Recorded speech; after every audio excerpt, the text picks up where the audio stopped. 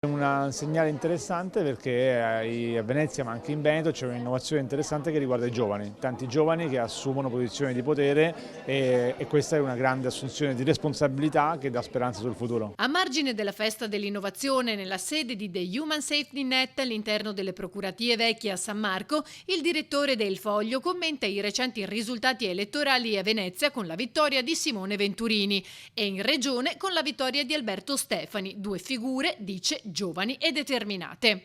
Cerasa commenta anche quanto sta accadendo in Casa Lega, che sta perdendo qualche pezzo tra chi ha preferito entrare in Futuro Nazionale, il partito del generale Vannacci. Lo percepisco come un errore perché la destra del futuro, se vuole essere innovativa, deve mettere da parte l'estremismo che punta a tornare al passato e non guarda al futuro. Ognuno è libero di fare quel che vuole, ha commentato il governatore Stefani. Preferisco guardare al futuro, questa è la missione che ci hanno affidato i cittadini. Il compito della politica, ha concluso, è capire quali siano i trend, soprattutto quelli demografici, e capire quali soluzioni nuove adottare.